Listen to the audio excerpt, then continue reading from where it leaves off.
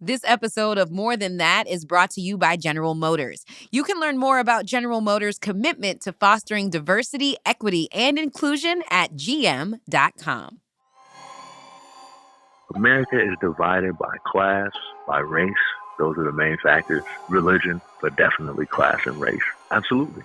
All across America, we've seen examples after examples of police using lethal force when engaging unarmed Black men and Black women. It took 3 months of incredible violence and death and murder against Black bodies to get us to say, this is different. We don't protest because we want to. We protest because we have to, right? These families are fighting for settlements. They're fighting for accountability. They're fighting to keep their loved ones' names alive, not because they want to, but because they have literally no other choice. If the last couple of years have taught us anything, it's that America is more divided than ever. Now that we've seen the problems, we're all about the action. Yes, 2021 is about the beginning process of the unification of the two Americas, but it's more than that. We need plans, policy, apology, and advocacy more than ever.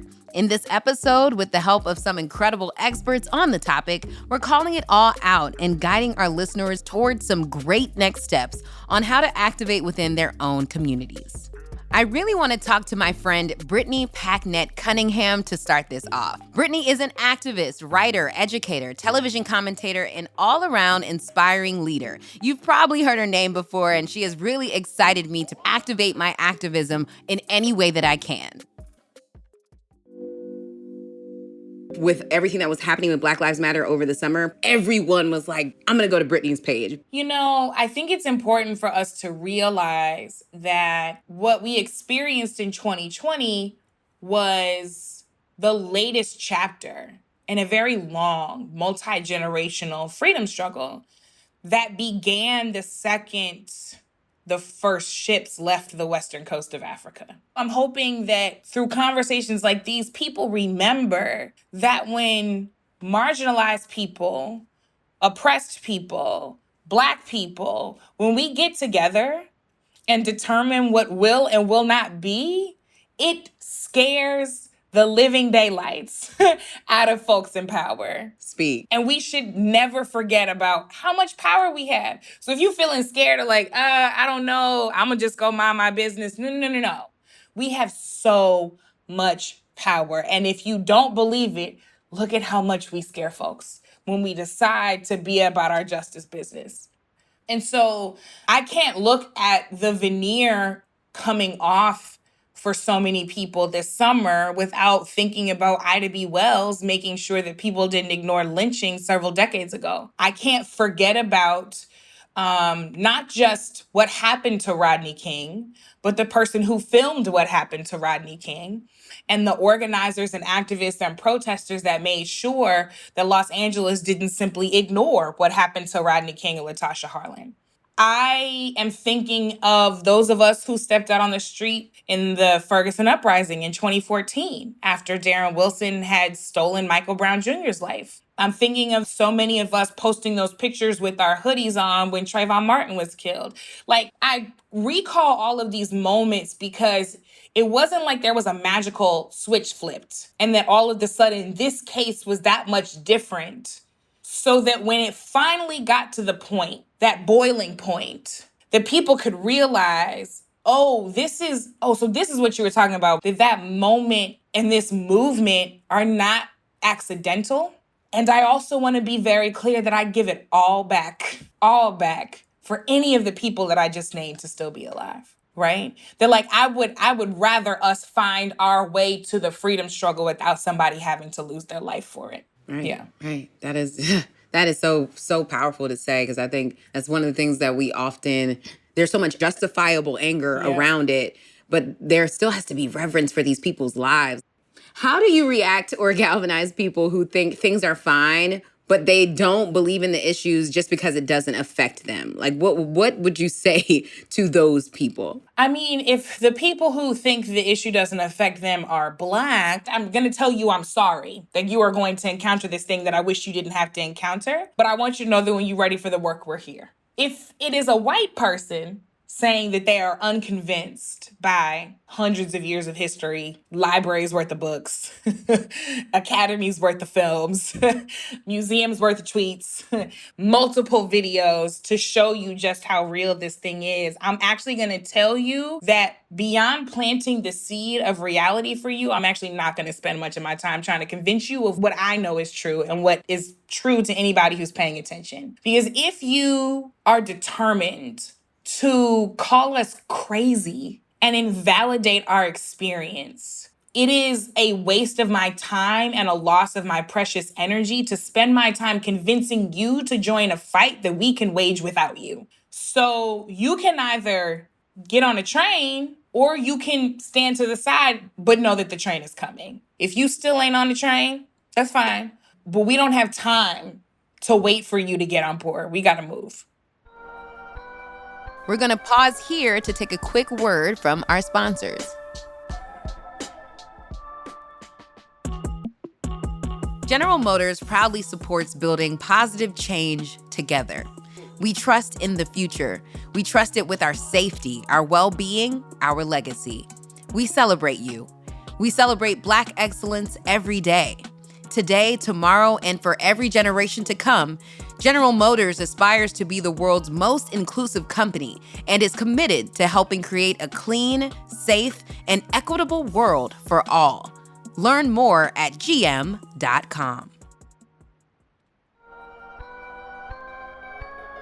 I am so excited to have Mike Muse on the show. Mike has been such an incredible advocate for Black folks for so long, but he also is a part of his own show, The Mike Muse Show on Sirius XM, and he has his own spot on Sway in the Morning, but now we have him here to bless us with his presence. Mike Muse, how are you? Gia Peppers, what's good? I am so excited to be in conversation with you. Today, we are talking about the concept of two Americas. But we know, especially when it comes to voting, that was a very big reality that we had to navigate through this summer. It's amazing, our democracy. And sometimes Black folk, and for good reason, have had such a mistrust of our democracy. Right. And I was doing my best to explain to people, your vote counts. Whoever gets the most votes in the state, that presidential candidate wins the race for that state. That state then allocates the number of votes. How that works out historically, how that worked out in the past is of the past, but this is how it works in practice today. If I'm a politician and I see the same 200 people coming to my town halls and I'm running for whatever political position I'm running for, and it's the same 100 people giving to my campaign, whether it's $100 or $1,000, and I need campaign money to run my campaign, this is where it's coming from. It really is that simple. And politicians, they know where their votes come from and they know where their money comes from. So us opting out has allowed all of this to be ushered in. And I think this is where we are up until 2020. Black folks are connecting the dots of my one vote does count. They are now seeing what happened in Milwaukee, which made the state of Wisconsin go blue. They are now seeing what happened in the city of Detroit because the city of Detroit made the state of Michigan go blue. They are now seeing what happens when we turn up in Atlanta, and not just Atlanta, but the rural Black southern part of Georgia, the rural Black northern and northwest part of Georgia. When they turn out, the state can go blue. So now we're seeing that, man, if me and my homies would have sat at home, we could have been the difference of Georgia not becoming a blue state, but becoming a red state. But that's why I'm excited for the future. We're voting. We're going to show up to those coffee town halls. We're going to donate $25. We're here because we're voting. What I noticed this year was that everybody absolutely understood that their vote actually did count. What do you think was the big game changer? Now, what made 2020 different in terms of where it's at? For the same reason it took, I would say, a Black man to be elected president. America had to go through what we thought at the time was an awful Republican president. We all love George Bush now. We like, George Bush really wasn't that bad. But at that time, it took that type of Republican president for us to say, well, God damn, we are willing to take anybody. So now you take former President Trump, for America to wake up and recognize how a president is tweeting hate how a president is inciting hate crimes and violence, how a president is retweeting white supremacy, how a president has allowed white supremacists inside the White House, how a president has given jobs to white supremacists.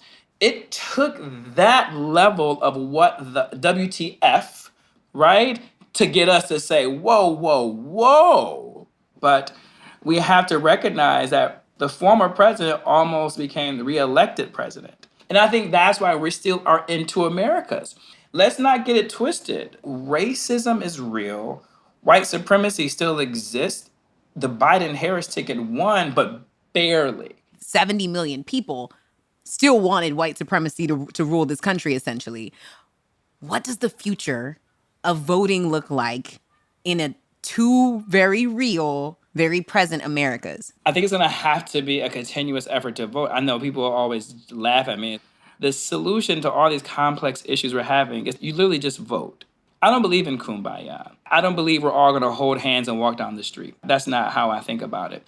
Because racism is forever going to be here, Gia. And I think we have to be honest with ourselves about that. Because those signs of colored section and whites only section, those signs are just now in words and language and policy and legislation and bills. That's where the racism exists now. And the only way to combat racism is to vote strategically to ensure that these policies have guardrails, that they only go so far, or they are not in there at all. Because right now, it's embedded in so many areas of policy, from the local level, the state level, and the federal level. Please make sure that you are listening to the I Am Mike Muse show, because this is what he talks about on the regular. That was incredible. Jamira Burley is the definition of the truth. Her personal journey and story has truly shaped her, and it manifested into her work as an activist in pursuit of justice. Jamira has the patience to walk other people through understanding the power of showing up for your community and how to do so. And so I wanted to ask you about your brother, Andre, and then how his passing really put the battery in your back for who you are today. Yeah, Andre was, at the time of his death, he was 20 years old. He was 3 years older than me, and he was a joy, right? He was the class clown. He was the one making all the jokes, but he was also the person trying to fix things. You know, he wasn't perfect by any means. He sold drugs. He lived a life very much in the street, but he didn't deserve to die. And so I try to live a life that very much honors his legacy, but also recognize that, you know, people in our communities are more than the worst thing that they have ever done, that no one should be judged for the rest of their lives based on how they live their life, especially if how they live their lives was a direct reflection of how systems have criminalized who we are. And so it's always, instead of us, you know, criminalizing people, we need to start criminalizing the systems that create the people who commit crime. And so how I tend to try to look at people through the lens of humanity is not treating people how I want to be treated, but asking people how they want to be treated, how they want me to show up on behalf of them. And so it's not about empowering people. People have their own power. It's not about giving people a voice. People have their own voices. It's about creating space for people to tell their own stories. And it's about allowing people to be able to ask for the things that are going to keep them alive versus assuming that we know what everyone needs. At what age did you really realize that America was divided? I think I realized that we were divided when I went to college, right? I was the first in my family to graduate high school and go to college. And I went to college because it was a survival mechanism. I was just tired of being poor. But I think that's what was the first kind of moment that I was able to look into a world that I had never had access to. And it only deepened my frustration because you constantly feel like once you get 10 steps ahead and the world pushes you 100 steps back. You never feel like you're reaching your full potential because the world doesn't want you to.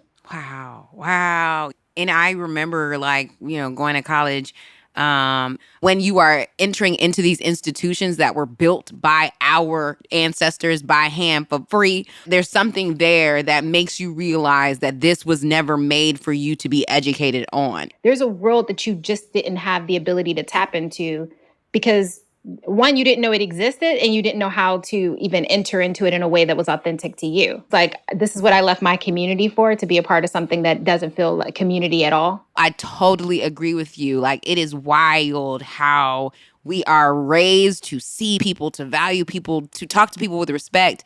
And some people just don't. Mm-hmm. So many things happen in 2020 to let us see the divide and just how deep it was and how deep it goes. What was a moment that like truly frustrated you about just how divided America is? If you could speak to me about it, like even if there was one or two moments where you were like, this is what I'm talking about. You know, when the George Floyd protests started in the summer, I attended a lot of them here in New York, and there were white allies who physically put their bodies before the Black protesters because they knew that police would not cause them harm. And I was just like, this is bananas that we're literally asking you for the same thing. You know, just stop killing Black folks. Maybe, you know, today, tomorrow, next week, just stop killing us. And I saw it with how they interacted with white protesters. But 2020 was a year, it felt like a dog year. Now that I have a dog, I feel like I put everything in dog perspective.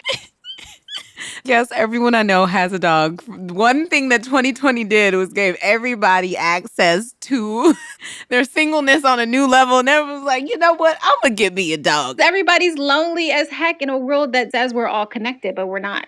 We're not. I remember marching in D.C. I was home because I was not about to stay up here by myself in a panty. But, you know, D.C. was very much so, I don't even know how to explain it. Like, there was Black Lives Matter signs everywhere, but you still knew that the police didn't necessarily believe that. You still knew that, like, there were tanks lining down K Street. They shut everything down. 14th and K looked like a war zone. And it was just for people who wanted to march for peace. I will say the last few years have allowed not just Black folks the ability to do, is to show the rest of the world that America is not what it claims to be.